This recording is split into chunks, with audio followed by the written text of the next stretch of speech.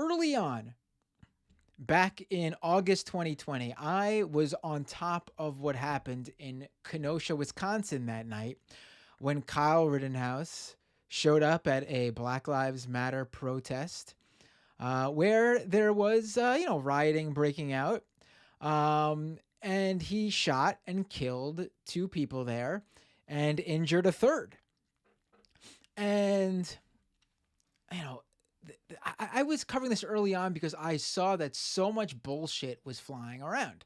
Now you have to remember, there was still a lot that people didn't know at that time, just in the days after that August night. And, when I covered it, I was quite clear about how, there's some areas where we just don't know quite yet what's going on. But I knew about the disinfo that was going around, and I debunked a lot of that shit. And I did a full like 2+ hour, I think. It definitely was multiple hours long live stream / episode on it all. I haven't gone through all of that again, but I did go through my misinformation post on it, my misinfo.com post. And there's nothing in this post that doesn't stand the test of time. There were lies going around in the days after the Rittenhouse shootings, where there were claims that Rittenhouse was pushed to the floor first. That was bullshit because there was those clips of him on the floor going around. There were claims that a Molotov cocktail was thrown at Rittenhouse, which I debunked in the days following because that was bullshit. What was thrown at Rittenhouse was a plastic bag from Joseph Rosenbaum. We also had claims that Rittenhouse called 911 after shooting his victim because he was seen, his first victim, Rosenbaum, because he was seen on the phone after shooting him. That was bullshit. We knew that really early on. He called his buddy to tell him that he just killed somebody, never called the police. For a medic, never administered, for a self-described medic, I should say, never administered first aid to Rosenbaum's dying body as he peered over him. There was also a claim that a second person shot Rosenbaum because he was shot in the back. That is untrue. Kyle Rittenhouse shot Rosenbaum all 4 times, including the shot in Rosenbaum's back. There was a claim that Gage Grosskreutz, the surviving victim of Kyle Rittenhouse, was a felon, and therefore it was illegal for him to have his handgun there. Now, in my post, I never claimed whether Gage Grosskreutz was legally allowed to carry his handgun because that was unclear. He came out to CNN in the months following and said he was legally allowed to carry that firearm. And then later it came out that he said he realized that, in fact, he did have a permit, but it had expired at the time, and he did not know when he was carrying. Whether you believe him or not, doesn't matter. These are the facts that came out. But in my debunking of the misinformation out there, I made it clear that, we don't know that, but we do know that he was not a felon. The fact that he did once have a permit in I don't know when it expired, but they were claiming that his felony record went back like 10 years when he got drunk and was like carrying when he was like 17 or something like that. That was one of the falsehoods going around in the days after the Rittenhouse shooting in August 2020. That's untrue. He does not have a record. Clearly, being that he once held this license, and there were no claims that he committed this felony in like recent years, he is legally allowed to carry a firearm as long as he kept his permit up to date. He did not do that. But he was not a felon. He was not barred from carrying a gun. He just needed to get the license to do so. Renew his license to do so, I should say. Um, exactly. As Orestein points out, you cannot be a felon and have a carry permit. Right. He had an expired carry permit. If he had just renewed it, paid whatever fee to renew it, he would have been legally carrying the firearm. He is not a felon. And then you have the claim that Rittenhouse shot protesters to protect the burning of a business. That's why he said he went down there. But we know that's not true, being that he was not anywhere near the car dealership he was supposedly protecting when he shot Joseph Rosenbaum and shot Gage Groskrautz, and the other victim, Anthony Huber. So, these are just things that are just not true. And I said this, literally, I posted my article on August 30th, 2020, about a year and a half ago. And every single piece of misinformation that I debunked and how I debunked it was very careful to remember to state that, there are details we don't know, but this stuff is patently false. It all holds up. It all holds up because I've been extremely on top of this case early on, and I was very careful in covering it. Now, during the trial, I haven't covered it that much because there are details coming out, none of which, again, date any of my work on this stuff. But there are details coming out, and we really need to take in the whole case. I did cover the judge. That was what I did cover the judge's behavior on my last episode on Thursday of the live stream. Because I think, there's a discussion on whether this judge is acting within the norms or not. I think that whether or not he's acting within the norms or not, the way he is acting should not be the norm, quite frankly. You should not ask for a round of applause for the one veteran in the room on Veterans Day who just happens to be the defense's next witness. I'm sorry.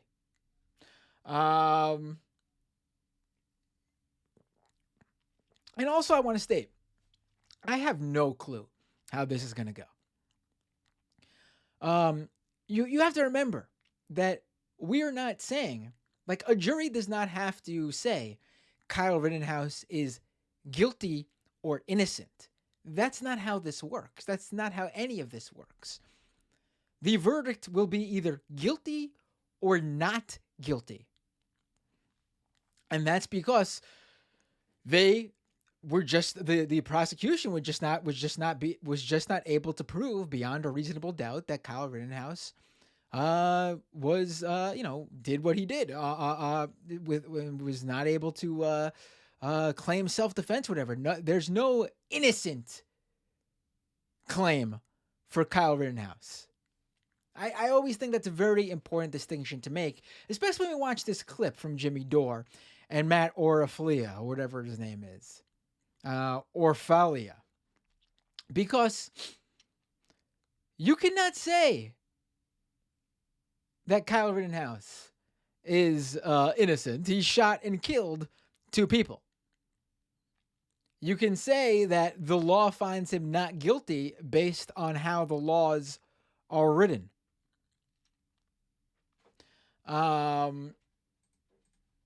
But let's watch this, because this is something that I watched this clip before. Obviously I watched this segment, and this is bizarre for a supposed leftist political commentator. Both of them really left-leaning, progressive political commentators to say. The way they say it, the way they frame these things. And on top of that, I want to point out that this Orfalea fellow, he is currently fundraising for a documentary on all this. The story of the 2020 Kenosha unrest, which he spelled Keosha, it's Kenosha unrest, must be properly told and understood in order to prevent such tragic events from repeating. And he has a GoFundMe. So he's creating a documentary on this whole thing, based on his telling of events.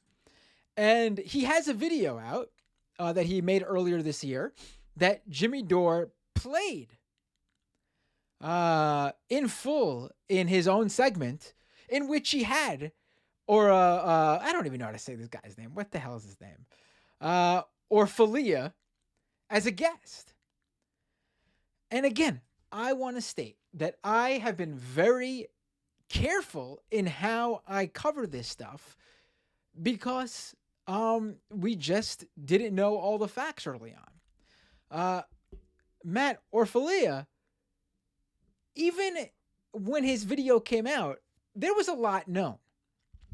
And the way he spins these things is so irresponsible if you're saying you're telling the event straight down the line.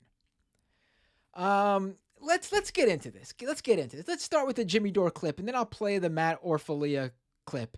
It's just, I'm sorry. There's no way that you can spin it. Even if you're like, all right, I want to make a video that doesn't clearly side against Kyle Rittenhouse because of his politics and who he claims to be and his love for law enforcement and what the leftist spin is on the Black Lives Matter protests of 2020 or whatever your contrarian claim is. Put all that bullshit aside. Just looking at this from a supposed middle fair ground, which I always think that shit doesn't exist because those people are always putting forth a right-wing spin in a way to basically say, the leftists, they create their commentary with clear bias. Ours is actually down the middle. Our right-wing propaganda is actually the middle ground take. That's usually what it is. But anyway, let's just play it. I'm going to be extremely fair. In fact, I bet a lot of viewers are going to watch this and say, I wouldn't even have, given Jimmy Dore and Matt Orfalea the benefit of the doubt here.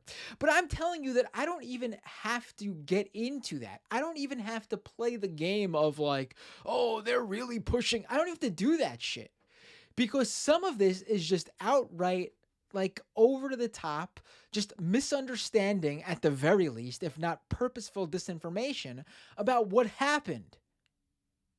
Regardless of what your opinion on Kyle Rittenhouse is, to be quite honest. Let's play. Let's start this here. Let's start with the Jimmy Dore clip. This is from his live stream last night, November 15th. The live stream was titled, I should say, and this is going to be a major fact, a major point in their whole thing. The live stream was titled, Establishment Media Lies About Rittenhouse Case Revealed with Matt Orfalea. All right. Did the establishment media get some things wrong? Yeah, there are some things that mainstream media did have to correct. For sure. That's without a doubt. But you're also going to see that there are things that Jimmy Dore just doesn't know about, honestly.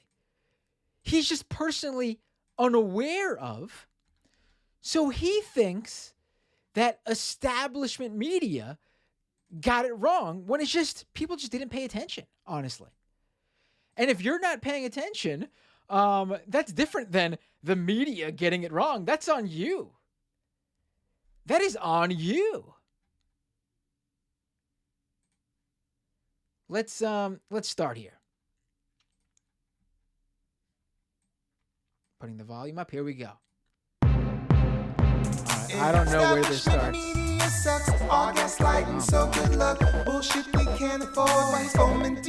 Whatever. Right. LGBTQ. All right, let's. I'm sorry. All right, let's start. Where is this? Right, here we Millions of views.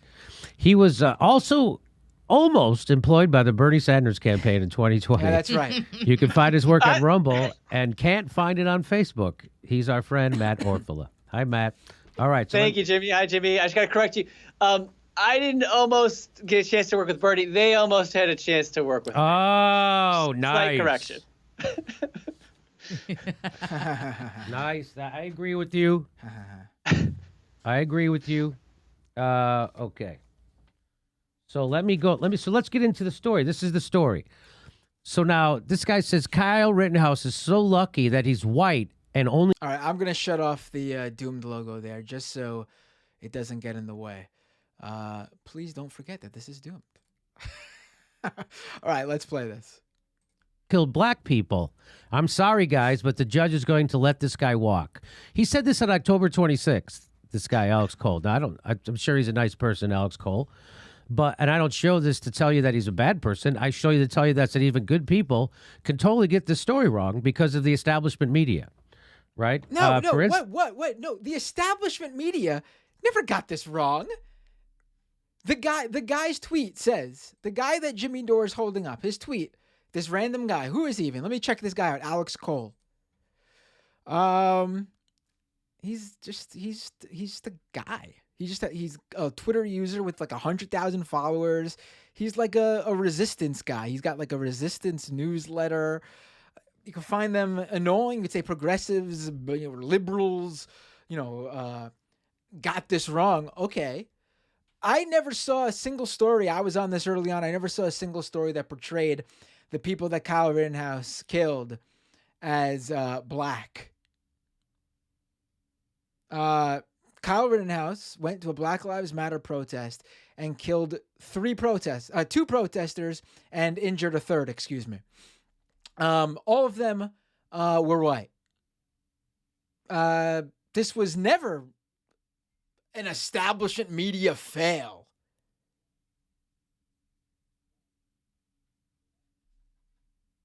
October 26th, this guy, Alex Cole. Now, I'm sure he's a nice person, Alex Cole. And I don't show this to tell you that he's a bad person. I show you to tell you that even good people can totally get this story wrong because of the establishment media. No. Right? For instance, here's someone who did a great thread. I'm a big fan of hers. I go to her Twitter feed all the time. She's just a regular person with like maybe a couple of thousand of followers. And she tweeted out, I am highly educated and reasonably Whoops, when I pause it, my bad. And it was only today that I learned that Kyle Rittenhouse victims were white. Again, that's on you. She continues, my progressive bubble made this seem like a very different case than it is. Well, who is your progressive bubble? I don't know who you are, Sarah Beth Berwick. Let's check this person out. They have a hashtag in their bio. How the left is losing me. All right, yeah. I mean, Jimmy just said that he's a fan of this person, right? So is this person a fan of Jimmy? Let's see. No, it doesn't seem like she was. All right. I have no idea. I don't know who this person is. How the left is losing me. She has... Oh, she's an anti-vaxxer. My personal wrecking with the COVID narrative. Oh, boy. Okay. All right. Yeah. It sounds like she had a pretty shitty progressive bubble. Give me a break. There was never any media I consumed, even in the earliest days, that presented Kyle Rittenhouse's victims as black. I'm sorry. If you thought that is on you. If you just learned on November 10th, 2021, Sarah Beth Berwick, who Jimmy Dore is using as an example, if you just learned a few days ago that Kyle Rittenhouse's victims were all white, that's because you did not do basic reading. Because there's no mainstream news organizations that portrayed them as anything but. That is ridiculous. All three of them. My progressive bubble made this seem like a very different case than it is. First of all, I just want to say I love Sarah and her Twitter feed. I follow her now. No wonder. But let me just say she lost me at highly educated. Okay, how many brain cells are lost in the pursuit of higher education? That's the question. I'm going to follow the science. Remember, the more years of schooling you get in, the more decades of unlearning must follow. And so I think she's going through her unlearning phase, right? But progressive bubbles are woman-owned, so that's important. That's important.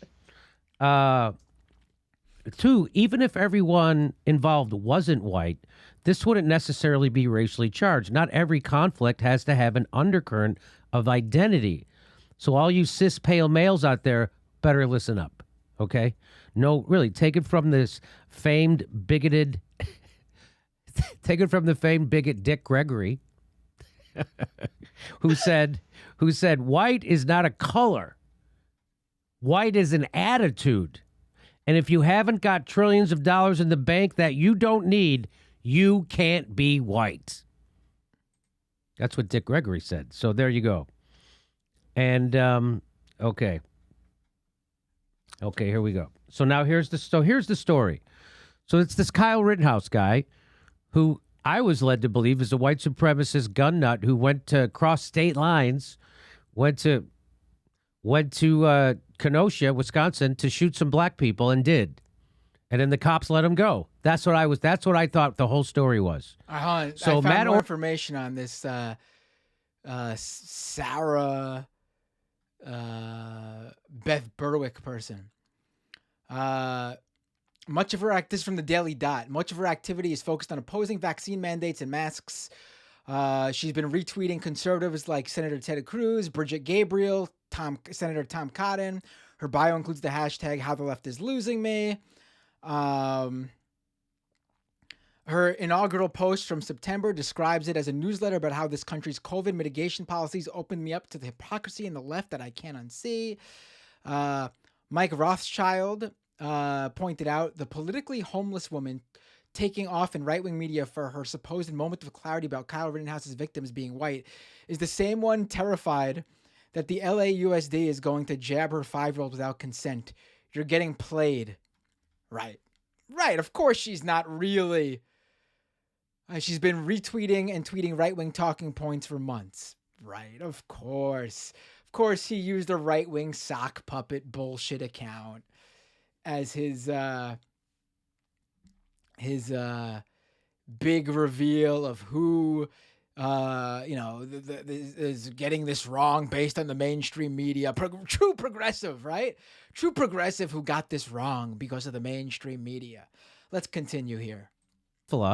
Who's a very talented video guy, video producer, video director, video guy. I just call him video guy. All right, come on. Video beast, Jimmy. Yes. So he put together this, and I'm going to show it to you now, and hopefully it's at 1.5 speed.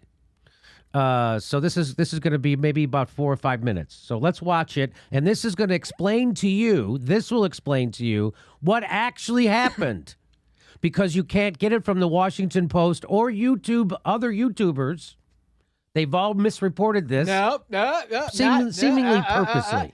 You could go back to my work the days after this happened, buddy. I think the live stream. My post was August 30th. The live stream must have been.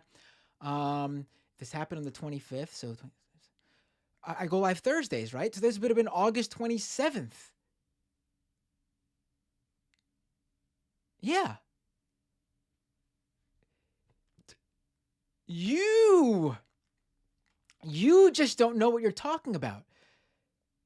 And I know that actually because this is you talking with Rod Weber.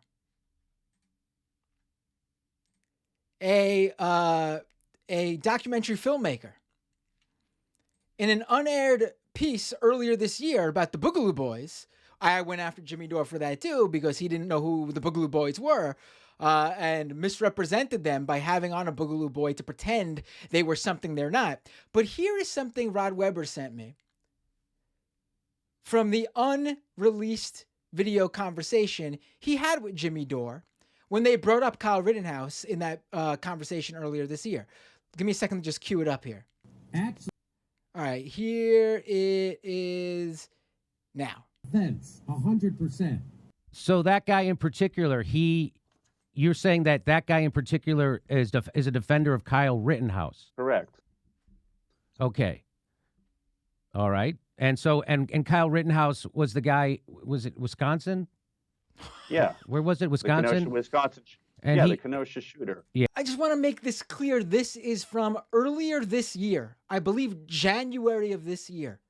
Months after this information had come out, I believe there were many pieces really laying everything out that happened in Kenosha that night with Kyle Rittenhouse in around November 2020. Here is Jimmy Dore, not even sure who Kyle Rittenhouse is in 2021.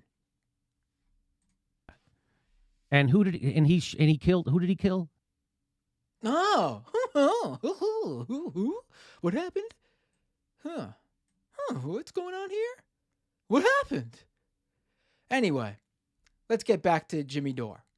I gotta cue it up every time. No big deal. So he's someone who is not really someone who should be talking. But let's Video continue. piece, Jimmy. Yes. So he put together this, and I'm going to show it to you now, and hopefully it's at 1.5 speed. So this is going to be maybe about 4 or 5 minutes. So let's watch it, and this is going to explain to you. This will explain to you what actually happened, because you can't get it from the Washington Post or YouTube. Other YouTubers, they've Washington Post really honestly put together like the first definitive like timeline. Same with the New York Times. Both actually did a really good job covering this. There was a few mistakes, but they went really in depth here. And mainstream media and establishment media should be criticized all the time. But there are actual legitimate, really good reporters and journalists, video journalists as well, working at both outlets.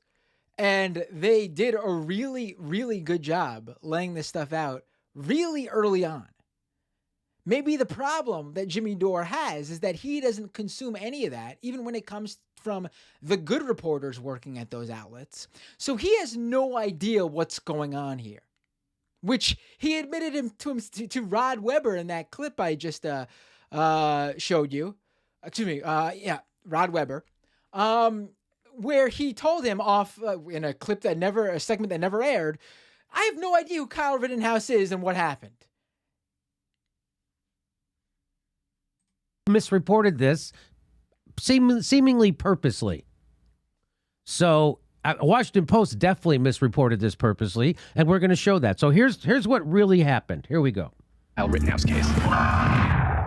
Rittenhouse purchased an AR-15 rifle through his older friend, Dominique Black. Black is now facing charges for providing the gun to Rittenhouse, who was only 17 at the time.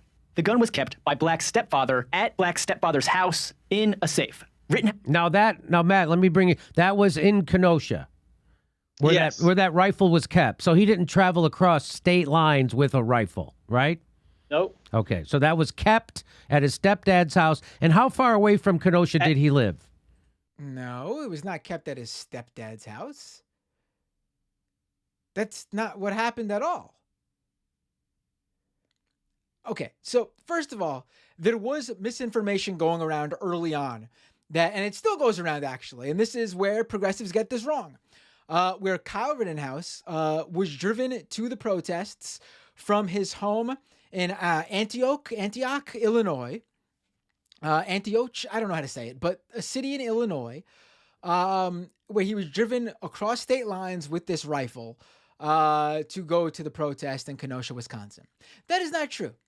But I'm not sure I ever saw any mainstream media outlets report that, though. If they would like to show me a New York Times or Washington Post article where they say Rittenhouse crossed state lines with the rifle and his mother drove him, they can show me that and I'll believe it, but I don't recall ever seeing that. I did a quick look. I couldn't find anything. I mean, it's possible they edited it or added a correction, but if they added a correction, you would still see the original. If you would like to show me that they got that wrong, it's possible. I've never come across that, though. This was misinformation that spread online because people say shit online.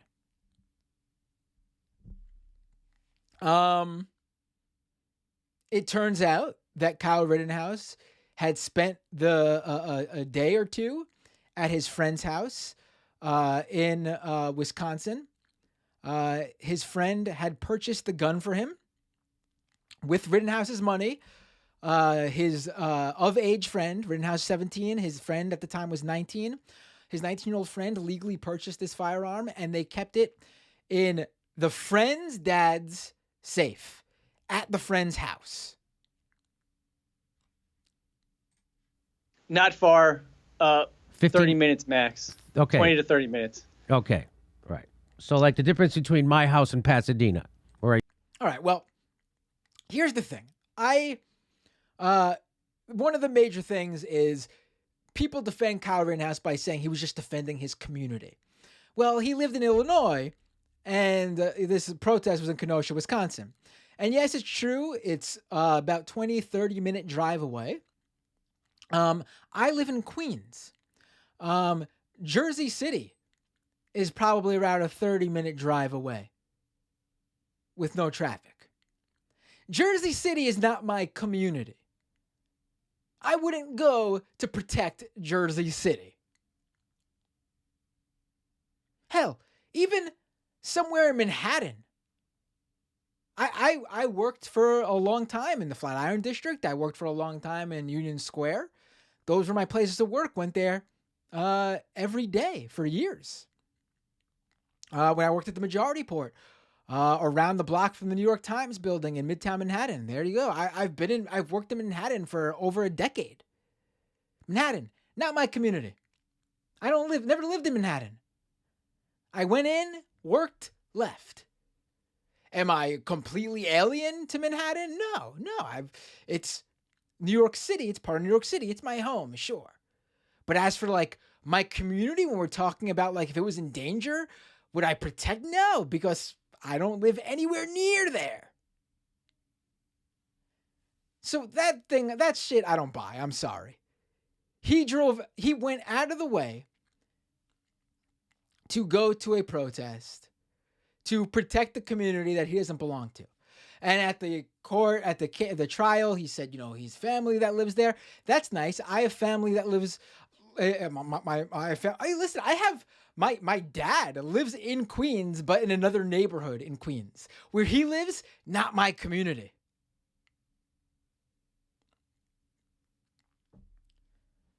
My partner's parents live in one lives in a separate borough and one lives in Long Island. We visit them quite frequently. I would say weekly. Not my community. I don't live there. And Kyle Rittenhouse lived in Illinois with his mom. That's where he lived. That was his community. You want to say he was familiar with the city, he felt comfortable there, it was like a home away from home? Fine, that's fine. I don't think there's a big deal that he attended a protest there. I've attended protests in Manhattan. That's fine. I don't even think it's a big deal that he went to the protest. If you're just talking about like if he went unarmed or whatever.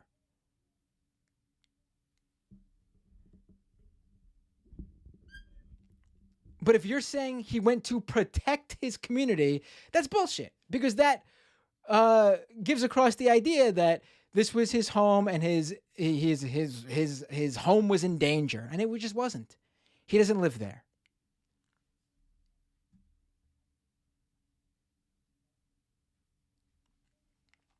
And as Boomer Twitch user points out, how many times I actually did a post on that. How many times over during the Black Lives Matter protests of last year, people called anyone from out of the exact area of a protest outside agitators. Here, I did a post on it. Thank you for the reminder, Boomer Twitch user.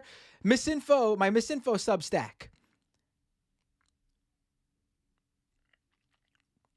A press release shared by the Kenosha Police Department. This was September 4th, 2020, my post. A press release shared by the Kenosha Police Department on Sunday claimed that 102 of the 175 people arrested last week were from outside of Kenosha. Excuse me. Arrestees from out of town were from 44 different cities, according to Kenosha PD.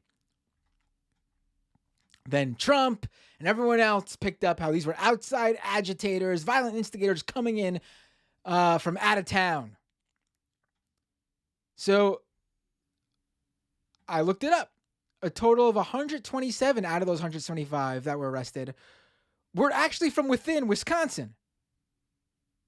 So if you're going to consider of those Wisconsinites that were arrested at the protest, the vast majority lived in cities that are between 10 to 45-minute drive away from Kenosha. And then I found that if a protester wasn't from Kenosha, it was likely they were from nearby cities in Wisconsin, such as Pleasant Prairie, Racine, excuse me if I'm saying that wrong, or Milwaukee. Of course, though, that's not. If you lived a 10, 20-minute drive in Wisconsin away from Kenosha, you're an outside agitator. If you live a 20-minute drive from Illinois to Kenosha, Wisconsin, you're a young lad protecting his community. Let's continue. To live. Okay. Practiced target shooting with the adult supervision of Black's stepfather, which is legal. The plan was to transfer ownership to Rittenhouse when he turned 18.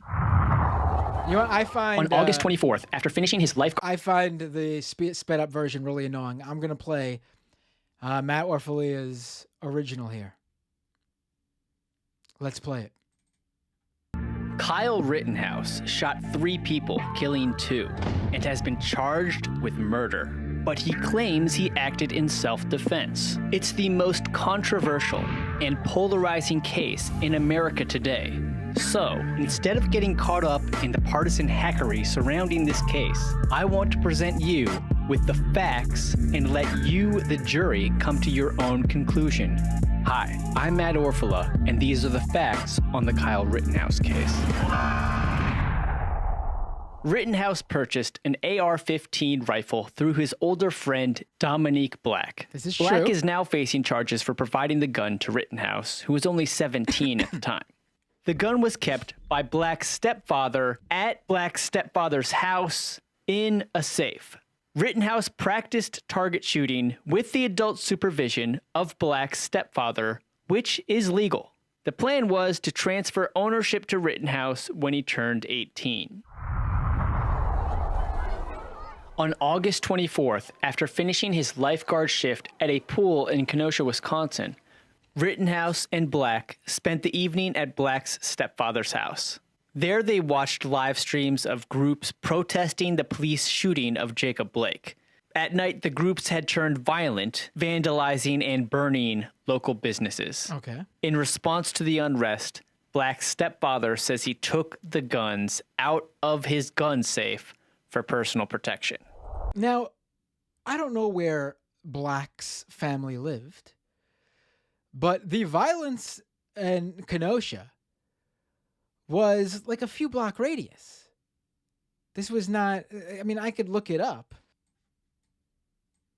Unless you lived along that block in Kenosha.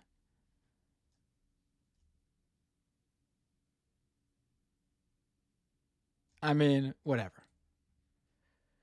Ridiculous. These are the heroic people who are unbelievable. The next day, at 10 a.m., Rittenhouse, his sister, and Black set out to help clean up local businesses. Rittenhouse can be seen here removing graffiti from a local high school. Yes, we know about this. This came out right away. And it's used to portray him as an innocent young man just trying to do right. I mean, who gives a shit that he cleaned graffiti? It's clear what his politics were. The guy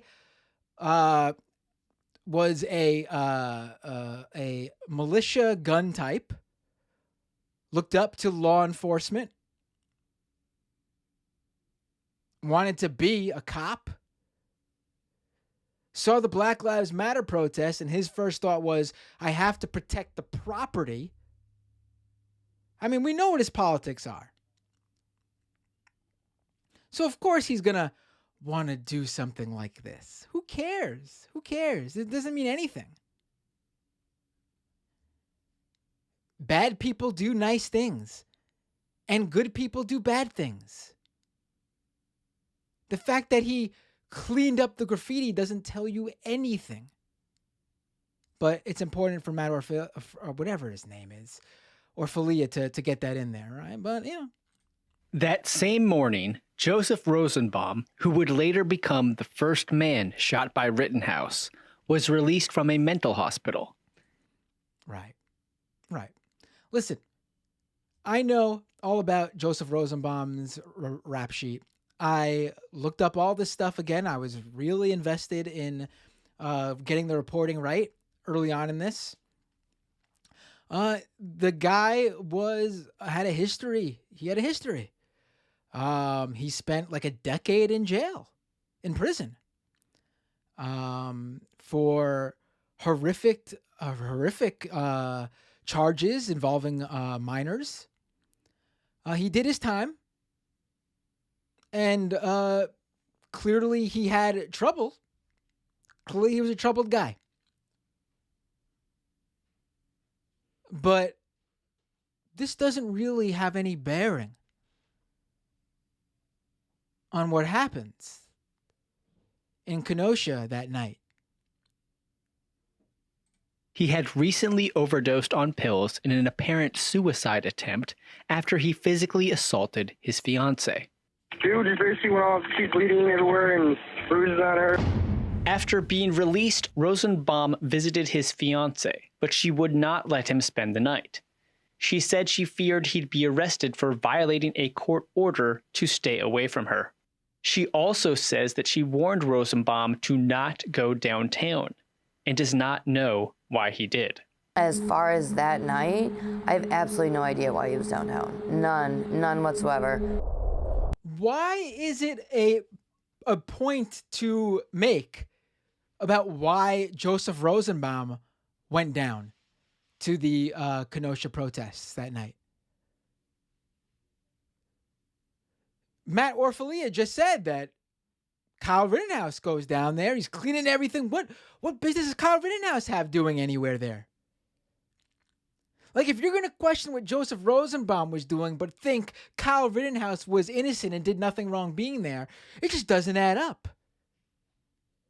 I mean, the fair way to look at this would be both of them went down there without any known interest in the Black Lives Matter protests.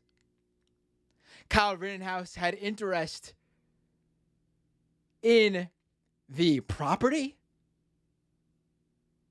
in that area. He had anti-protest interest, but he had no interest in the Black Lives Matter protests in the same way that Joseph Rosenbaum, we don't know why he went down there. But you see what he's doing here. This is his fair attempt, right? Now, he lays out Joseph Rosenbaum's history, but he does not include in his video the video of Kyle Rittenhouse getting violent with a woman, a fellow teenage girl, a few months before this. There's video of Kyle Rittenhouse punching a girl in the face. But Matt Orfalea doesn't include that in this. And then there's the video that was obtained by a local news organization in Wisconsin, where a few days or weeks before Kyle Rittenhouse shows up at the Kenosha protest that night, where he's watching people leave a CVS and says how imagines shooting them. I think he saw like shoplifters, whatever, and imagines shooting them. Says out loud how he could shoot them. Now, we can argue that doesn't have any bearing on this case. The judge thought it didn't, and the prosecution lost it, including that Rittenhouse video in the trial. But then by that same aspect, Joseph Rosenbaum's history has nothing to do with the trial either.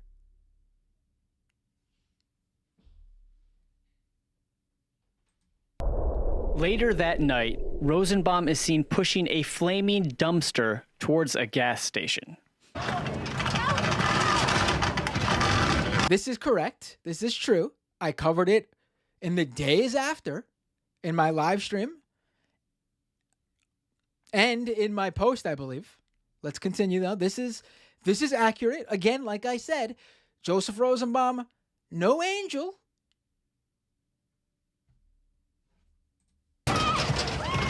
When others put out the dumpster fire, Rosenbaum tries to start a fight over it and begins yelling at armed citizens.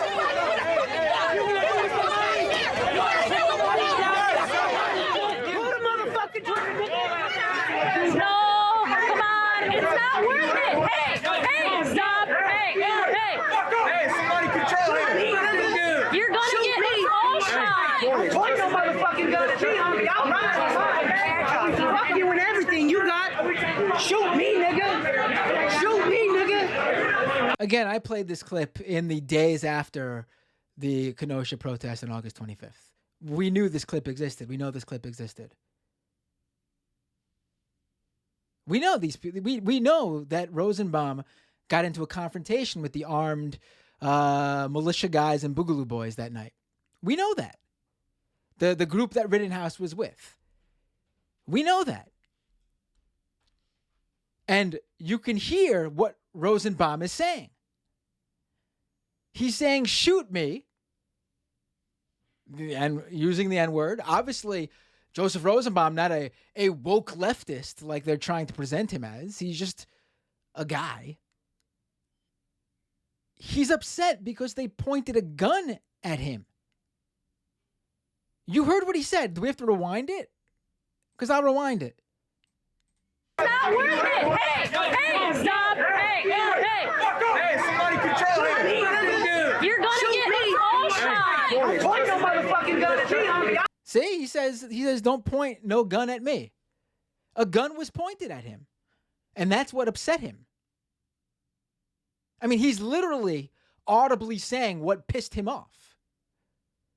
Yet Matt Orfalea says that it's a fight over the dumpster. Also, this whole thing is misportrayed as well, and I could show you the entire clip, because it's not just Joseph Rosenbaum. It's not the way Matt Orfalea poses this. It's like, hold on, let me just make sure I know where I was so I can cue it up. 3:18. All right. This is another clip from that same moment, right before Matt Orfalea starts his clip.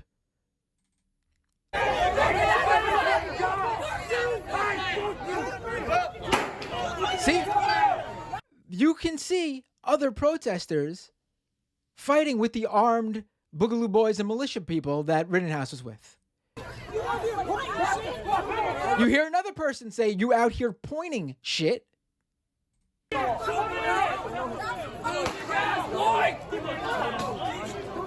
You see a gentleman over there, where is it? Right there, talking to one of them about guns being pointed at the protesters.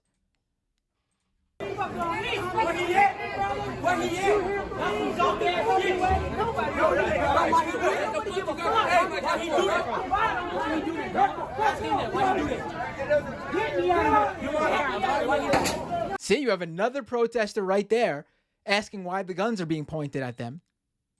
See?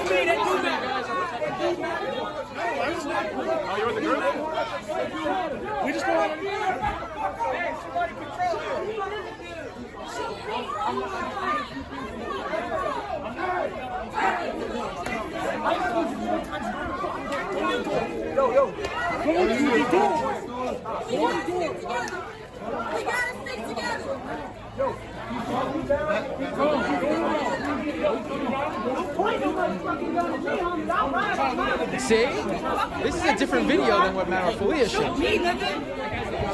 Now this is where he starts it. You saw everything that happened beforehand, where the actual fight was over the fact that guns were being pointed at the protesters, and they didn't like that guns were being pointed at them. This sounds a little bit like what was that? Oh, my video earlier this year where I explained how the Boogaloo Boys agitate at these protests. They show up with guns and they push these protesters' buttons by pointing the guns at them, by making them feel that their life can be taken from them like that. This is all why these guys show up, to agitate the protesters. This is why the fight broke out. This is why the fight broke out. Garbage. You can say Rosenbaum is wrong, that he's creating a problem by fighting. The other protesters were holding him back, saying to calm down because they saw he was getting more agitated than the rest. Sure. But the fight started between the two sides because the side with the guns started pointing the guns at the side that was unarmed except for one or two people that we know of, which we'll get to shortly. Let's get back to the Orfalea video. Fuck you and everything you got. Shoot me, nigga. Shoot me, nigga. Bust on me, nigga, for real. That night, Rittenhouse and Black were armed with rifles protecting Car Source, a business that had... Look how even armored rifles protecting Car Source. Says who? Them? They said it.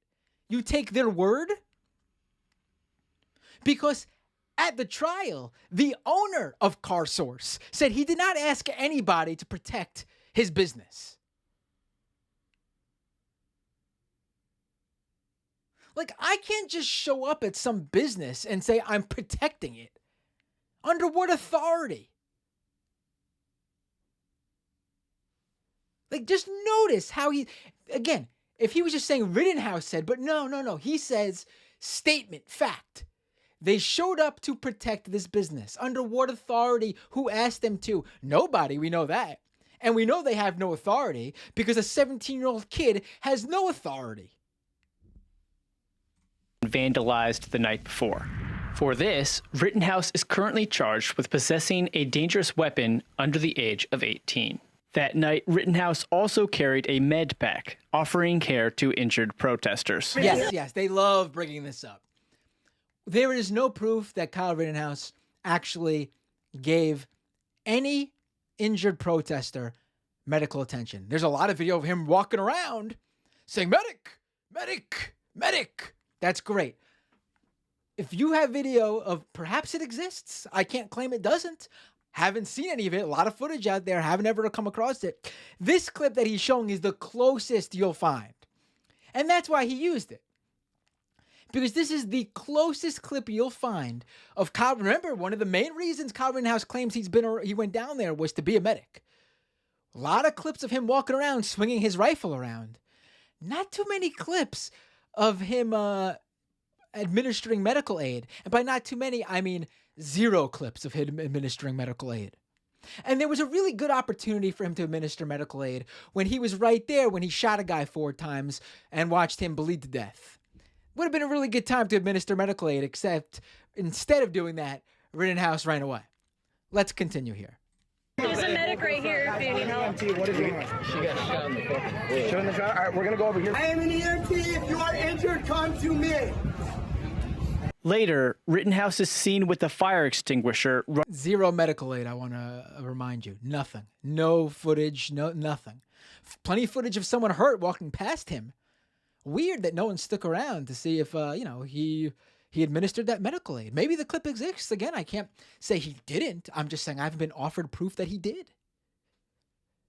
Towards another Car Source lot where protesters are breaking into cars and setting fires. Again, doesn't matter really whether you agree or not with the protesters. Kyle Rittenhouse was not asked to do any of this. He has no authority to do any of this. We've seen at least 4 people with handguns running around here. 3 or 4 subjects trying to light cars on fire.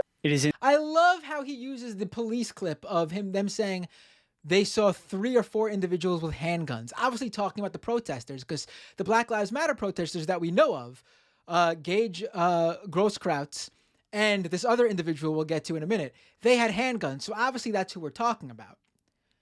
You know what? I saw a bunch of guys with firearms. The fucking people Rittenhouse was with, including Kyle Rittenhouse. Like, the idea that it is scandalous that there are 4 people with handguns there. There were literally people in military fatigue walking around with rifles slung over their shoulders and in their arms pointing it at protesters.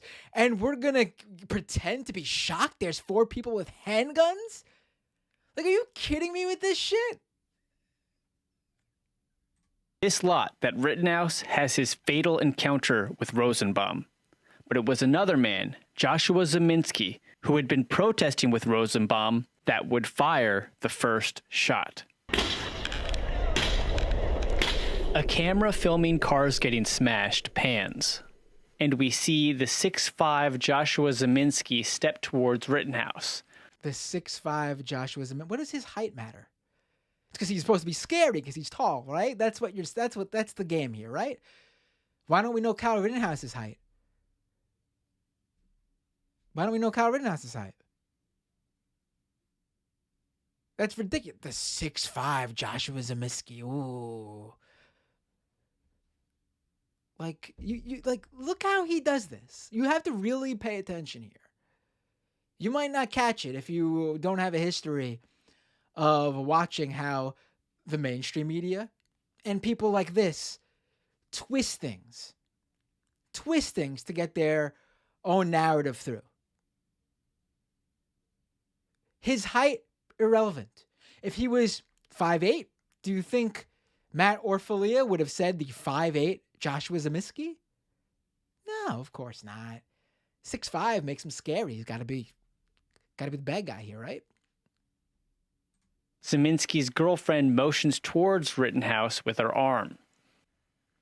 Rosenbaum, now with his shirt off and wrapped around his face as a mask, lunges towards Rittenhouse. Rittenhouse runs away. This is all true right here. There are people who confused me, who did not know that Joseph Rosenbaum was pursuing Kyle Rittenhouse and not the other way around. I showed tons of video, reported this early on, literally the day of, on Twitter, and in the following days on the live stream, and then after that in my posts.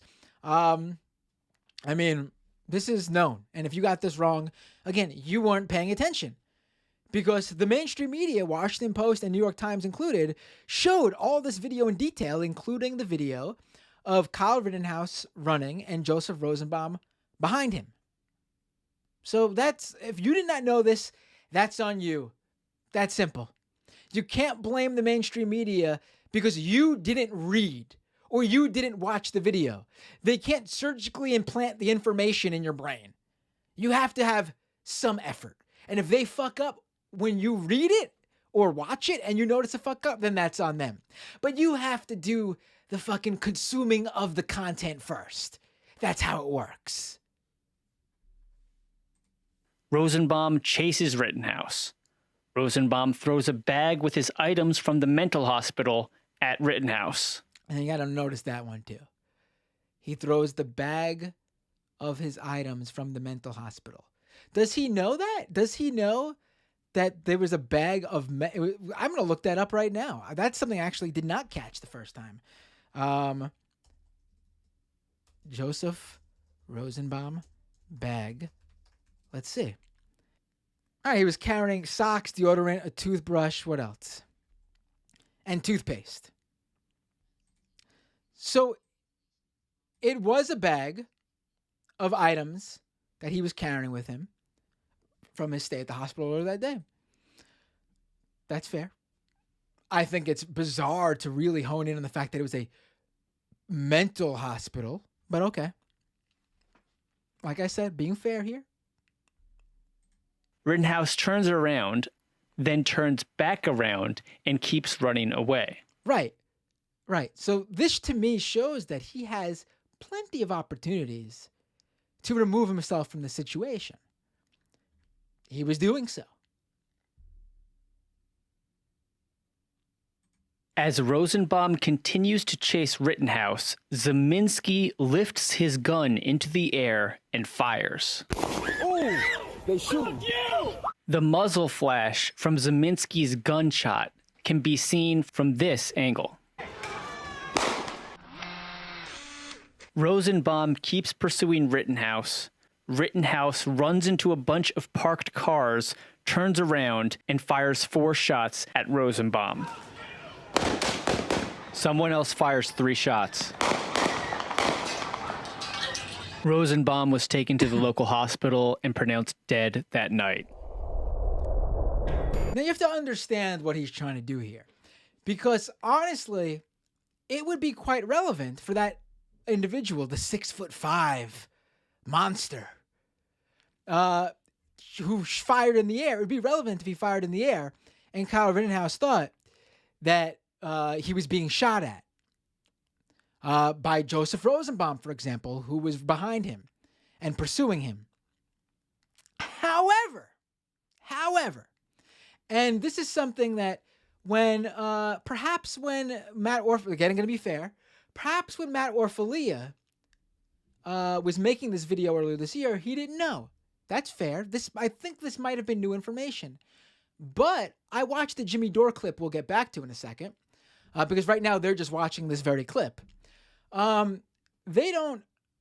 Orfalea does not at any point add that very relevant information that came out at the trial, where under cross-examination, Kyle Rittenhouse says that he knew Joseph Rosenbaum was unarmed. He knew Joseph Rosenbaum was unarmed. So the fact that the 6'5" gigantic monster of a man shot his gun in the air a few times, again, would have been relevant if that made Rittenhouse think Rosenbaum was shooting at him, perhaps. Not true, though. He did not. He knew Rosenbaum was unarmed in Kyle Rittenhouse's own words at the trial. Unfortunately, the bloodshed continued. But before we move on to the next shootings, let's review each camera angle available. While viewing, I ask you, the jury, to consider whether this is murder or self-defense. According to Wisconsin state law, a person may employ deadly force against another if the person reasonably believes that force is necessary to protect oneself from imminent death or great bodily harm. So the question is, was it reasonable for Kyle Rittenhouse to believe that he faced imminent death or great bodily harm? I mean, he just said, I just told you all, he knew Joseph Rosenbaum was unarmed. Here are all the camera angles. Do we need to watch all these camera angles? I don't think so. We've watched them all. The point is, we know Joseph Rosenbaum was shot 4 times by Kyle Rittenhouse. These clips aren't really that great. Here, let's play a few. Fine.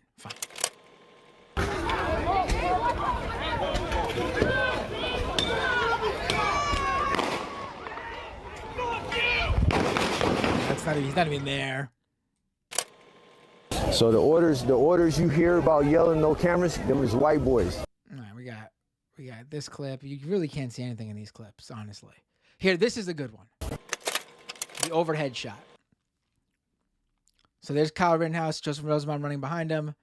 He shoots 4 times.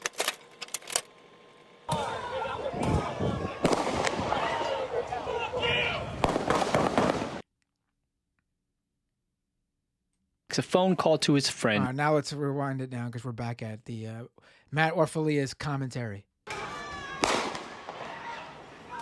can see he shoots him 4 times. He runs around the car. After shooting Rosenbaum, Rittenhouse circles back and looks at Rosenbaum's body. Yes, he does. Now, as a medic, you think this would be an opportunity to kneel down and administer first aid to Joseph Rosenbaum. But he doesn't do that. Let's go back to Dore.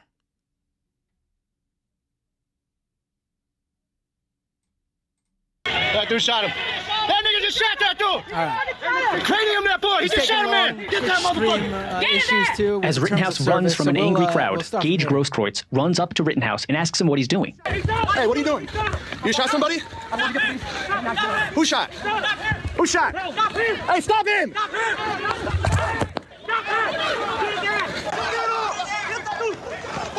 One individual hits Rittenhouse in the head. Rittenhouse keeps running, but eventually falls.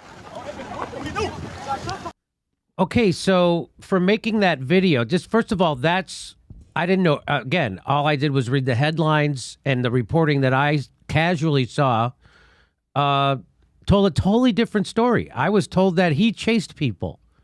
I was told that he showed up there with the intent to just cause mayhem and kill people. Well, it turns out he was putting out fires and scrubbing off graffiti. This was all known. This was all known. This was all out there. This was all known. This is not something that was unknown. And the idea that he's scrubbing graffiti off the walls, this is the same sort of propaganda take that the right wing was pushing to make this kid seem like this 17-year-old seem like a little angel. You can do good things and be a bad person. You could do good things and do bad things and just be a regular person. The idea that scrubbing graffiti would somehow absolve Rittenhouse of ever doing anything wrong later on is absurd. He went down there to ostensibly protect public property. Not public property, private property. And the fact of the matter is, he was never asked to do that. But secondly, when all this went down, he wasn't even at the spot he was supposedly protecting. He wandered off and decided to do his own thing. Clearly, people were very bothered by him. And his very presence with that gun was causing issues. And if you don't believe me, here's a clip that shows that.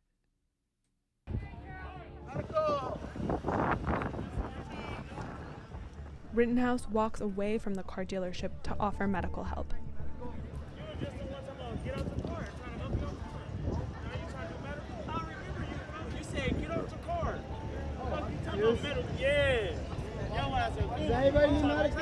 So Rittenhouse is going around to protesters on his own, away from the spot he's supposedly there to protect, calling out medical, cosplaying over here. And he comes across protesters who recognize him when he threatened them with his gun earlier in the night. Listen to what they say here.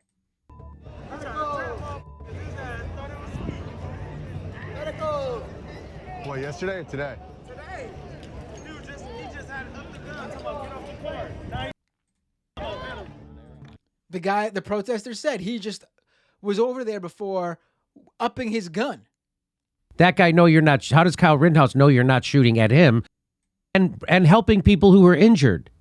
Again, and then it wasn't until never people seen any helping of any injured people by Kyle Rittenhouse started to attack him that he defended himself with that rifle. So it would have been better off had he not had it, certainly.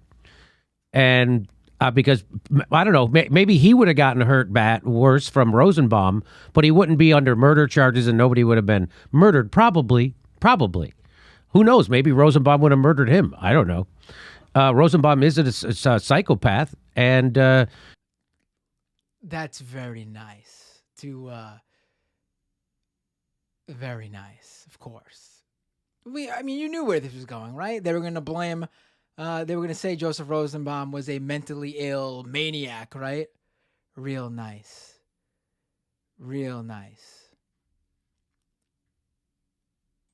Also is a serial child raper. The first guy who chased him and killed him, and he killed.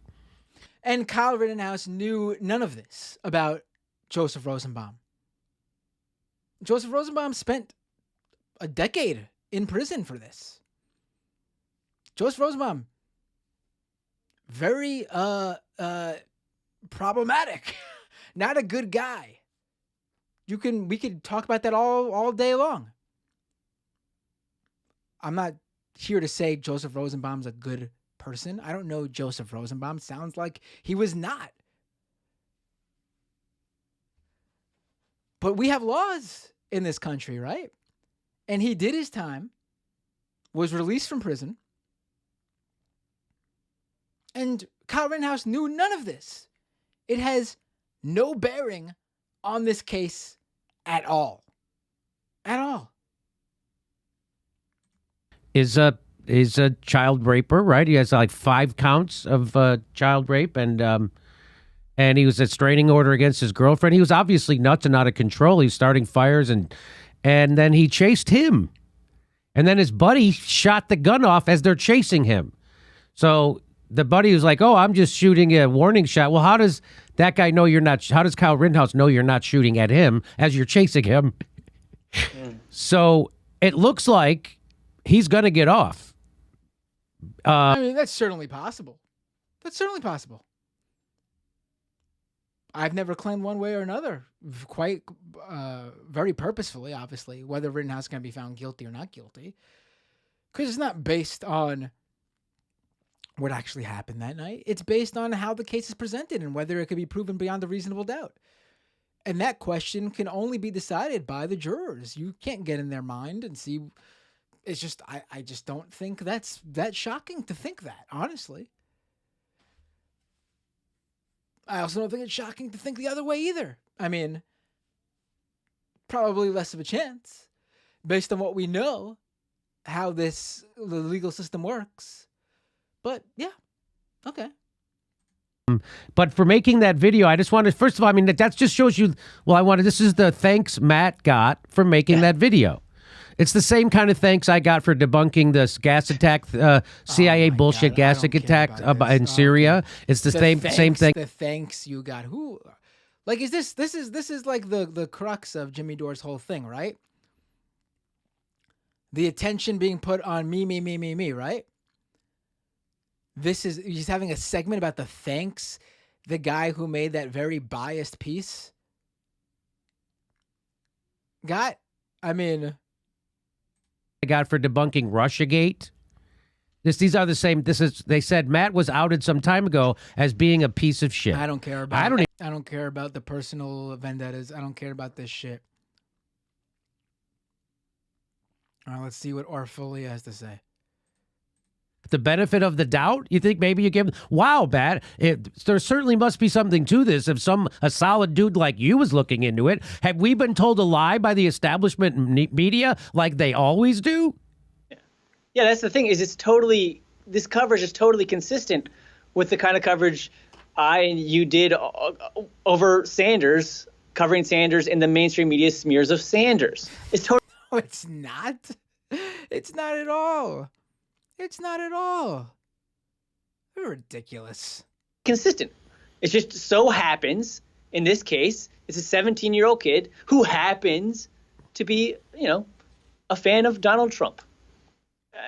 I mean, and he's a gun enthusiast. I mean, that's it. I mean, but see, if you actually care about facts and you care about principles, it doesn't matter, who these stories are about, who these smears are about. If people are lying in the news to you and to everybody, and you notice it, you want to expose it. I want to expose it. I know you want to expose it. But he exposes it by putting his own very biased spin on things. I just went through that video and showed you how he did that. That's why we're doing this here right now. Even this guy also came at you. Oh, human support. Total. Mike, you guys were having a discussion about Dave Chappelle and the trans protest at Netflix, and he decided to just get whiplashed by changing the subject so fast, which is what they do. Right. This is, again, personal vendetta bullshit. I don't care about this. Oh, my God. He's still on the personal vendetta bullshit. Who cares?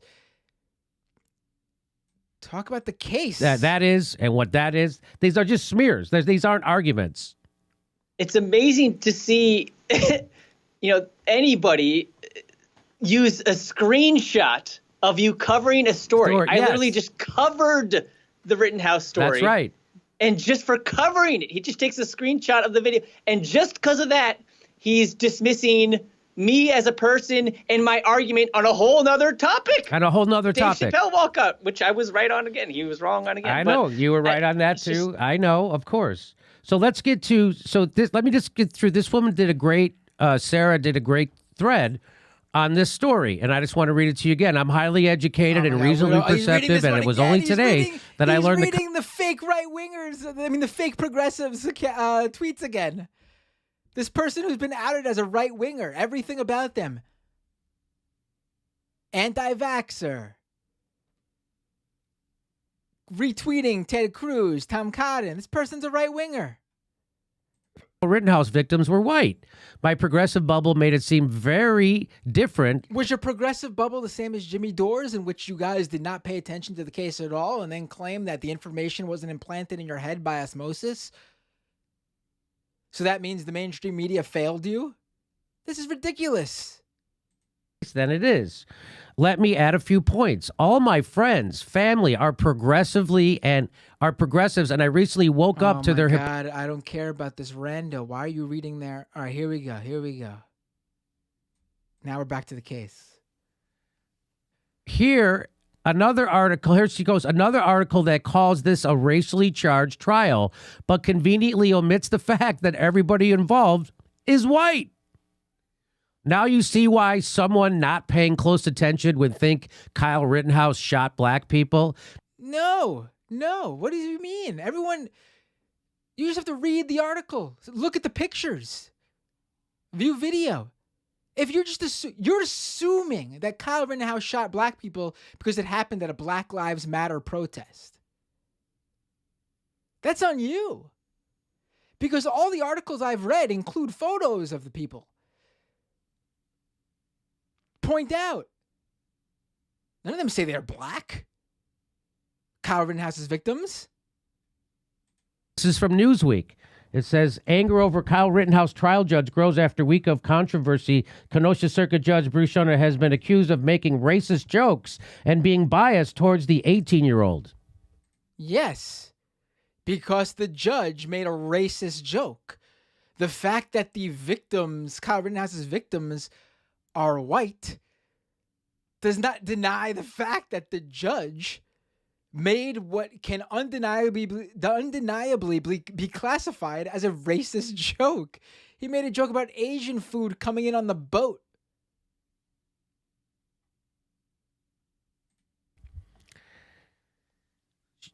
This person says those whose eyes have been opened by the Rittenhouse trial might want to start asking themselves what else the news has been lying about. Well, these are all just people who haven't been paying attention. This is the very basics of the case. This isn't like stuff that was hidden from you. Spoiler alert, everything. They've been lying about everything. What else is the media lying to me about? I don't know. Imagine somebody just asking you that question. What would you say? Dude, what? How much time do you have? What decade do you want to start with? Do you have any water? How about some pot? We're going to need both. Hey, I'll order a pizza because the media has been lying to you your entire life. They're just, what? What else are they lying about? Everything. They're lying about everything. That's why we have a show. That's why Matt had to do that video. By the way, and if an older white rich dude makes racist jokes, stop the presses. Stop the presses. Isn't it great how they're more It wasn't just an older white rich dude. It was the fucking judge at this trial. What are you talking about? Just on stupid judge jokes and the jokes that the judge made instead of how fucked up the details of the timeline are completely in this story. So here's one more. Because 80% of people polled had no clue they were white, the media purposely hid that point. I didn't know it was 80% of the people polled.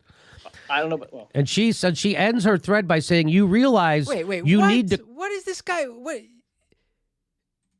What are you talking about? It's because you didn't read. You didn't look at the story. You can't just claim that you didn't know because you didn't.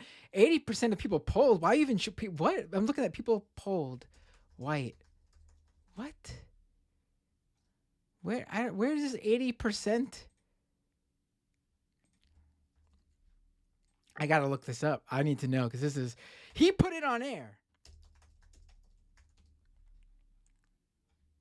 There's nothing. 80% of the people polled. What people polled and where? Unbelievable. Idiots. These guys are idiots. You're putting that up on your show? That's you doing that. Was this your producer again? The one you fired? Of people polled had no clue they were white. The media purposely hid that point. I didn't know it was 80% of the people polled. I don't know, but well. And she said she ends her thread by saying, "You realize you need to question everything you've been told, which is what is keeping me very, very busy of late." And what did she get for tweeting that? "I hope this grift pays well." That's what someone said. There's a piece of POS blue check says, "I hope this grift." This is a woman who, as far as I know, doesn't have a podcast or a YouTube, doesn't have a thing. She's just tweeting. And she's expressing her opinion. And they don't contradict her opinion. They just call her a grifter. But you know who isn't grifting? Rachel Maddow, who gets all her money from big... What is this? What is this Rachel Maddow? Where did she even come from in this? I don't give a shit about Rachel Maddow. What does this have to do with this? This whataboutism. Of course Rachel Maddow sucks. What are you talking? So you got to suck too? Is that what you're saying? From a Wall Street in the military-industrial complex and makes $30 million a year. They're not grifting. The same thing with CNN. They're in it because they love the news. What? That's all people have now. Here's another moron. Kyle Rittenhouse is a murderous psychopath. He's a white supremacist terrorist. It's not okay to open fire on protesters. Protesters who were protesting the police opening fire on innocent people. All of you defending him on social media are defending a terrorist. Now, Josh Fox is a big sexual harasser who's banned from WBAI studio. More Jimmy Dore. I'm not going to air that. I know nothing about it. More Jimmy Dore personal vendettas. That's all he cares about. That's all this is. What does that have to do with Josh Fox's, what he said? Address what he's talking about the case. Oh, that's the kind of shit. And by the way, here is the guy, one of the guys who got shot. Watch, we're going to show him to be a liar. First of all, he was supposed to be a medic, and he showed up with a gun. Just like Kyle Rittenhouse was a medic who showed up with a gun. Now, I think that's stupid to show up with a gun. I agree. I'm not defending either of them, though. I can't make it any clearer. There is no worse place for a firearm than at a protest. It is chaotic. There is no place for firearms at a protest. That's been my position forever. Even if you were accosted, you're going to shoot someone. It's too packed, too dense. You don't know where you are, who's around you. Innocent people are going to get hurt or die. I agree completely with that. But I'm not defending either of them. Show up with a gun. I don't have a gun. I don't show up with them. Because why? Because someone's going to get shot. But this guy was also a self-described medic, right, Matt? Yes. Yes. Okay. Now let's watch his testimony. With an unlicensed firearm. And he had an unlicensed firearm. Okay. He didn't have a permit. Okay. So here we go. Watch what he. Right. Okay. We know that it expired. Quite comparable to Kyle Rittenhouse's situation. In court. When you were standing 3 to 5 feet from... So it's hard to hear the judge, but what the judge is saying, when you were standing 3 to 5 feet from him with your hands up, did he shoot you? Watch. With your arms up in the air, he never fired, right? Correct. It wasn't until you pointed your gun at him, advanced on him, with your gun, now your hands down, pointed at him, that he fired, right? Correct. And So he just admitted under oath, under cross-examination in court, that Kyle Rittenhouse didn't fire at him until he pointed his gun at Kyle Rittenhouse. And then, because originally he had his hands up, Kyle Rittenhouse didn't shoot. Then he came at him with the gun. Kyle Rittenhouse shot the arm that the gun was in. Now watch the lie he tells to Anderson Cooper. on Good Morning America today, you said that you were absolutely not pointing your gun at Rittenhouse. Can you clarify that? Yes, absolutely. First and foremost, that was a very tense situation, something that I've never been in before. It's like having never been shot before. I think it's important to note, though, that specifically during cross, and if there is a skilled attorney, they're able to present questions to help support their narrative. That's their job. And with one of the exhibits that Attorney Sharafi had introduced, there's a photo of me with my gun pointed towards the defendant, either just after or right during he had shot me in my right arm. I think it's important to note, though, that the physiology of my wound would be inconsistent with somebody being shot with their arm in, we'll say, the traditional way that you would point a gun at somebody or something. Now listen, you really can't determine here, quite frankly. People fuck up in cross-examination at trials all the time. That's literally the point the lawyers, it's literally the point of cross-examination for lawyers to trip up the witness in order to defend their client. And it seems like if what Gage Grosskreutz is saying is true, then that's what happened. That's not something crazy. That's literally the purpose of cross-examination. That's literally what a lawyer's job is. And Rittenhouse's lawyer did that. I can't speculate either way, but they're going to. Gage Grosskreutz says that he did not have his gun pointed and that his wound, and this, listen, again, not speculating, but this case does have some merit to it, in my opinion. If you look at how he was shot, taking out his bicep, if you're pointing a gun down at somebody, how do you get shot over here? I mean, maybe it is possible. I don't know. Could have been weird. I mean, but I'm not going to make any speculation other than both things sound plausible, that his gun was pointed towards Rittenhouse as Rittenhouse's lawyer got out of Grosskreutz at the trial, and that what Grosskreutz is now saying after the fact. The only way that I could have sustained the injury that I have is if I had been shot with my arms up. So we showed you the video. You know it's not true. There's tons of photos, and his own testimony in court contradicts what he just told Anderson Cooper. And you can see Anderson Cooper going, wait a minute, I think you're lying. And so that's the real story. I mean, the fact is that it was known that Kyle Rittenhouse had shot somebody at this point and was fleeing. That's why people went after him. In Orfalea's video. Let's go back to it for a second. I'm going to be very careful. Let's go back to it for a second, though. He makes sure to point out that he's fleeing. Individual or individuals fire 8 shots. Rittenhouse runs towards the police.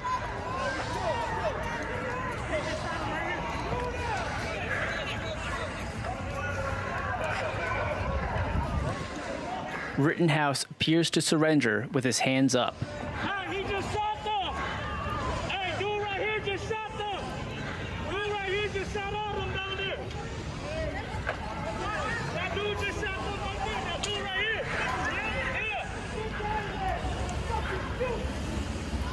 The police drive past Rittenhouse.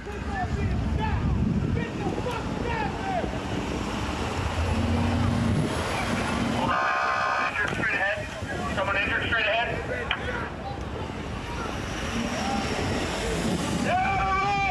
Get out of the road! Get down there! God damn it! Later, Rittenhouse gets a ride home from Black, and Rittenhouse's mother drives him to the local police station where Rittenhouse turns himself in. Okay, so we know that he went towards the police. That doesn't necessarily his hands up. That necessarily doesn't mean anything. Because he didn't go to the police station in Kenosha, Wisconsin. He got driven home. And then his mother made the decision to take them to the police in Illinois. He didn't turn himself in Kenosha. His hands were up so the police wouldn't shoot at him, because otherwise he was approaching the police armed with a rifle. He wasn't necessarily giving himself up, being that he literally went home. Let's go back to the Dore clip. Oh my God, he's going to go after, oh boy. There's no two. I will be flummoxed if he doesn't. This is right, flummoxed if he doesn't what? I think it's important to note, though, that to help support their narrative. That's their job. And with one of the exhibits that Attorney Sharafi had introduced, there's a photo of me with my gun pointed towards the defendant, either just after or right during. He had shot me in my right arm. I think it's important to note, though, that the physiology of my wound would be inconsistent with somebody being shot with their arm in, we'll say, the traditional way that you would point a gun at somebody or something. The only way that I could have sustained the injury that I have is if I had been shot with my arms up.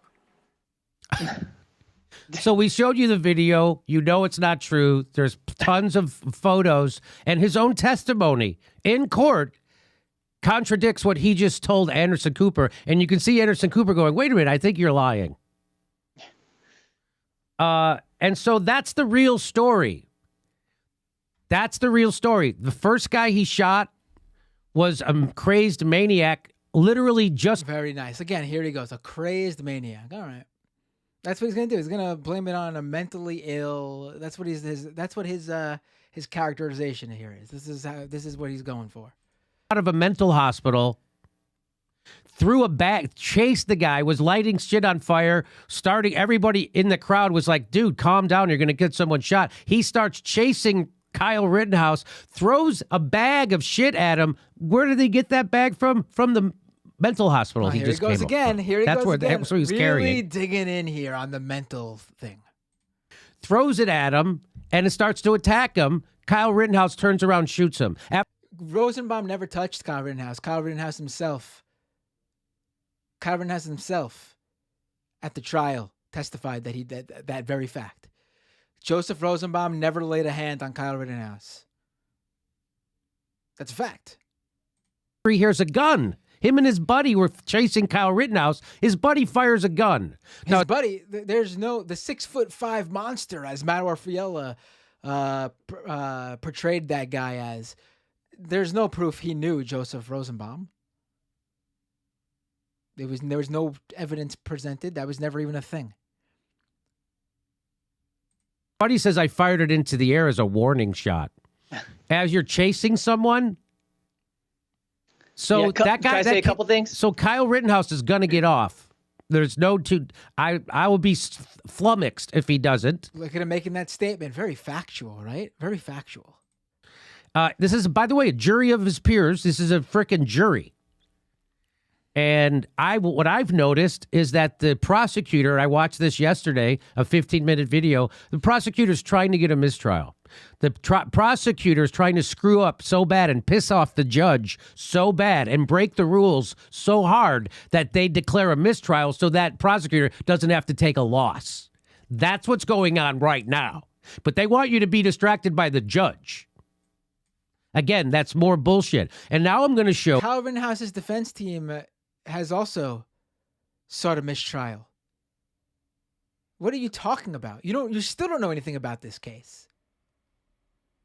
So now you know the whole story, that Kyle Rittenhouse was chased. Actually, the evidence presented now looks like it was self-defense. I mean, that's debatable. That's what the jury's there for, right? I don't think it does. That's just my opinion, though. 100%. 100% what? You can't, again, you're making a declaration here where there's no declaration to be made. And he was out there putting out fires in dumpsters and cleaning up graffiti. You're focusing on this And he didn't stuff. carry the gun across state lines. And all this stuff. And the people he shot were white, and they were all attacking him. Everybody he shot was attacking him. Again, the two people, Huber and Grosskreutz, were going after someone who just shot and killed somebody who was fleeing. They didn't know what he was doing. They didn't know where he was going, what he was trying to do. He could have been trying to escape, which he went home. He didn't turn himself into the police right then and there. He went home. And mommy took him to the local police precinct in Illinois, not Kenosha, Wisconsin. And so now I'm going to show you the bad reporting of this. Where does the now we're bad getting to the reporting bad come reporting. from? The Washington Post. And of course, the Young Turks. We're going to get to that. I don't really care about But the Young first, Turks. this is the Jeff Bezos-funded Washington Post lying. Which by omitting facts is also lying. And he said the Washington Post visual forensics report. We just went through Matt Orfalea's video and your segment here where you guys admitted and spun a ton of shit. A ton of shit. Orfalea's video starting only on Rosenbaum yelling, "Shoot me, shoot me," and portraying it as it came right after. It was over the dumpster fire, leaving out all the other protesters before that moment, getting into it with the armed militia dudes that Rittenhouse was with for pointing the guns at them. Tons. You guys admitted. We just went through all the stuff you guys kept out. The fact that Rittenhouse was chased, was going around saying "medic, medic," and two protesters said, "Hey, you were just pointing your gun at people 2 seconds ago. What do you mean you're going around here saying medic, medic? You tried to shoot us." Completely omitted the fact that visual evidence showed Gage Grosskreutz with a gun in his hand pointed at Rittenhouse. And then there's all the pictures of it. I watched this video that he's talking about, the Washington Post visual forensics report. Washington Post put out a few videos on this. This one they're talking about, it was focused on Kyle Rittenhouse and Joseph Rosenbaum's day and what led up to that first confrontation. Then later on, they quickly, literally, like for a split moment, discuss the confrontation with Huber and Grosskreutz with Rittenhouse. This wasn't the point of the video. Were they wrong for not mentioning in that quick segment that Grosskreutz pointed a gun at Rittenhouse? They did omit that. They did not put that. And I agree, that's wrong. They should have included that, even if it extended the video a little bit. They just said how Rittenhouse then shot, after Huber, Rittenhouse then shot Gage Grosskreutz. I agree with here. That was wrong of them to do. They covered it in other videos. Again, not the point of this video, but I also agree that this was the one thing I can find so far in this whole segment that the Washington Post did wrong, that I agree with Jimmy Dore and Matt Orfalea. I told you I'd be fair here. They're right here. Sure. They omitted that from their report. That this guy had a gun in his hand and pointed it. They omitted that he had a gun. They omitted that he pointed it at someone. They omitted that. Also, the video and photos showing the gun in Grosskreuz's hand were publicly available immediately after the shooting and even reported by NBC 3 months before Washington Post special visual forensics investigation completely ignored it. Again, Washington Post covered it too. They left it out of that one video. Again, wrong of them to do. Don't disagree at all. But they're acting like this was all hidden. It was omitted from a single video. Again, wrong for them to do. Washington Post should not have done that. I completely agree with the criticism. But they're acting like nobody knew. Because this stuff was out there. Washington Post had covered it too. So this is the Washington Post doing on purpose bad journalism to twist the facts and hide others in a really important story to push a cultural narrative. Let's remember, this is the culture of this got caught up in the "we hate Trump" culture war. And so this was seen as a fight over Trump and Trumpers. And this is Jeff Bezos' newspaper who hates fucking Trump. What are you talking about? You think Jeff Bezos is fucking paying attention to this shit? Like, you claim you hate these billionaires and all this shit. You think Jeff Bezos is fucking paying attention to the Rittenhouse case and how it's reported? Get a load of yourself, man. Unbelievable. Jeff Bezos got a lot of shit to criticize him about. But if you think he's putting his finger on the thumb here on this Rittenhouse case, I'm sorry, that's just ridiculous. And that's what the kind of reporting you get. That's why they hire people like this to do that stuff. That's why the Washington Post lied about this show. And here's Washington Post makes literally no mention of the gun. Here's the video. I'll show you the video. So there it is. Rittenhouse falls. They go, he falls. We got punched in the back of his head. Well, they covered the that part that we got hit scenario before this. Yes. Okay, so he got hit. So people are now, a mob is chasing him after he just defended himself against a mental patient. Here he goes again with the mental patient thing. This is your progressive hero right here. If you're a Jimmy Dore fan. Attacking him, and his friend had a gun who was shooting it. So he just defended himself, Rittenhouse, against a mental patient who was attacking him, and his friend who had a gun who was shooting it. Unbelievable. So he shot that guy, and then he started running away to get the cops, as he told that guy on video. Where you go? I'm going to get the cops. Which he was. He was headed towards the cops. Mob starts following him, yelling. Oh, Rittenhouse, very honest actor after shooting someone. You're going to believe he's going to the cops.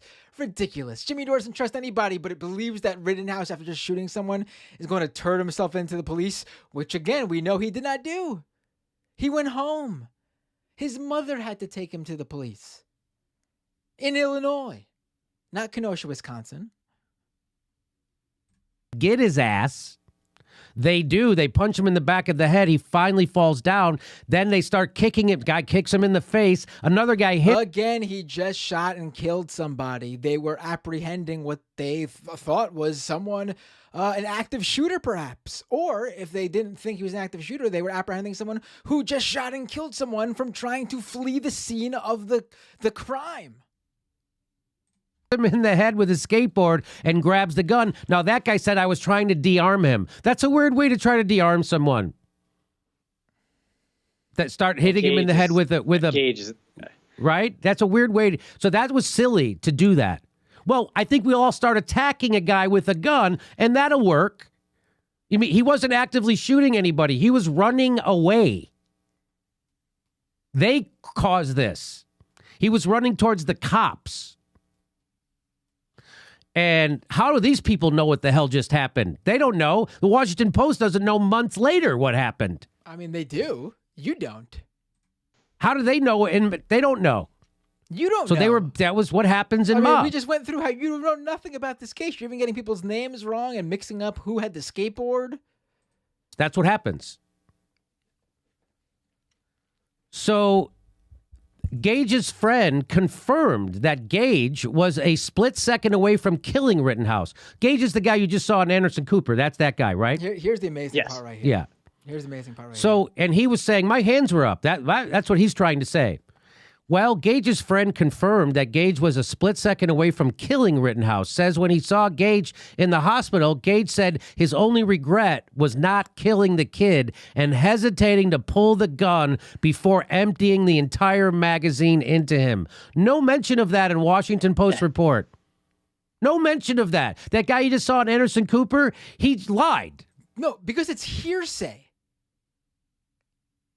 It's not what Gage said. It's what a third party is claiming Gage said. And Gage's friend, who they're quoting here as saying that, was asked at the trial if that social media post where he said he spoke to Gage Grosskreutz was true. He said it wasn't. He said he made it up. He said Gage never told him that he should have killed Rittenhouse. Now let's get this straight here. Just remember, moments ago, Grosskreutz claims under cross-examination, Rittenhouse's lawyer successfully tripped him up, and that he said he was pointing his gun at Rittenhouse when he actually says now that he wasn't.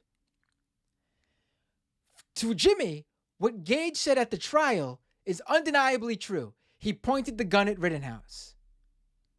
But the same thing,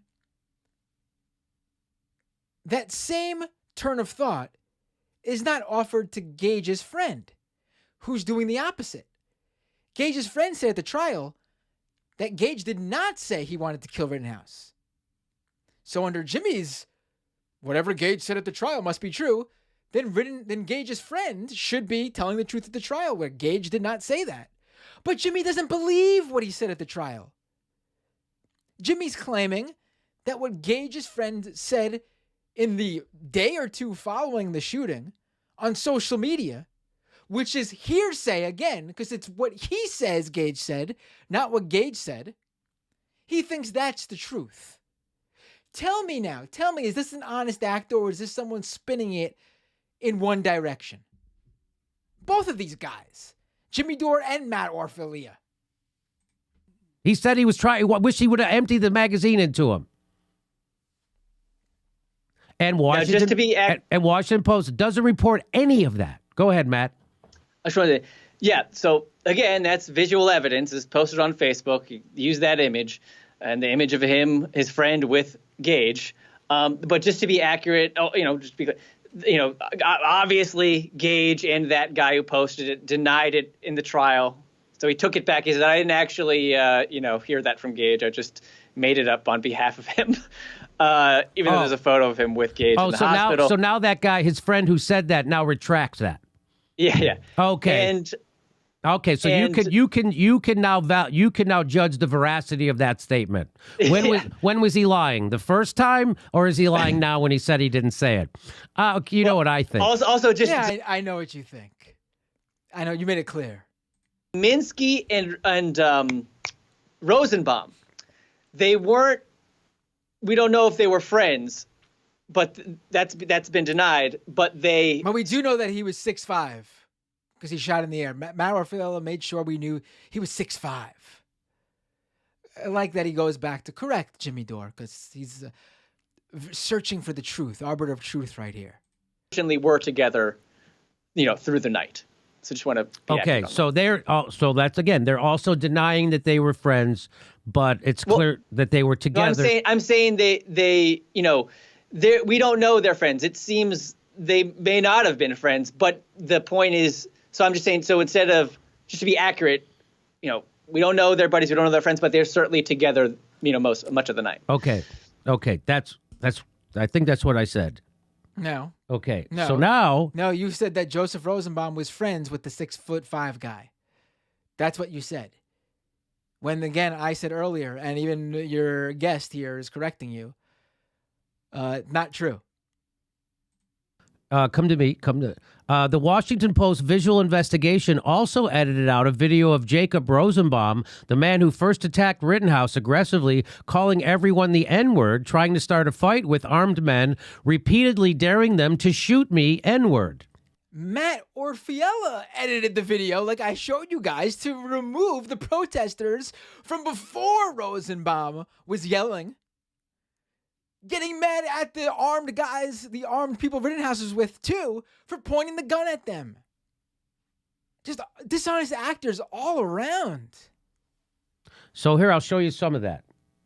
Later that night, Rosenbaum is seen pushing a flaming We saw this already. dumpster. We saw this already. We don't need to see this again. We know he said, "Shoot me." That doesn't give you the right to shoot him. That's so crucial. Yeah, they did. And that's obviously, well, they included the part where he was pushing the dumpster fire, but they did not include the part where he was aggressively, using the N-word, and he's not using it as a term of endearment. What does his use of the N-word have to do with any of this? I mean, I'm not sure what that's supposed to mean. He's trying to fight people. He's being incredibly aggressive and daring people to shoot him. And that's obviously crucial information considering... No, he's not. He's saying it as, you keep pointing that gun at me. Stop it. Are you going to do something? Stop pointing that gun at me. He's not saying, I want you to shoot me. Have these people ever interacted with human beings before? It's the same thing as like someone acting tough and getting in your face. And you saying, are you going to do something?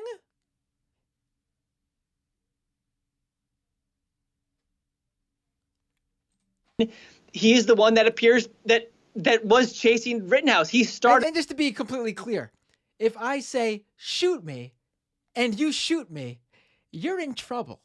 You can't shoot somebody because they say, shoot me. That's just, what a bizarre point to make. Whole thing. Now, the defense argument is, they claim with no evidence that Rittenhouse initiated this, and this is clear evidence that Rosenbaum was initiating, trying to start fights the whole goddamn, well, not the whole, this at least. You didn't include the clips that I showed, and I just showed a few of them. You didn't include the clips of Rittenhouse walking around with his gun, agitating the protesters, where they were calling him out saying, what are you doing over here? You just threatened us before with a gun. In this instance. Yes. Which is just before, soon before the shootings. So now we have the Washington Post, months later, seemingly on purpose getting this wrong, and they're funded by Jeff Bezos, who hates Donald Trump, and this is seen as a culture war incident. And this is a way for the Washington Post to dunk on Trumpers and Trump. Oh, yes, that's what's going on. And that's why they're omitting facts and giving you the wrong perception, which is why people are tweeting out, I can't believe how screwed the establishment media deceived me, how screwed I was.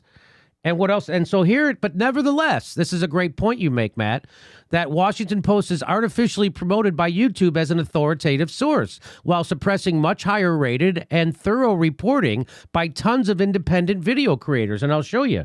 So here's the Washington Post that gets pushed by YouTube. All right, I don't care about the YouTube shit. This is just this is like self-filleting here.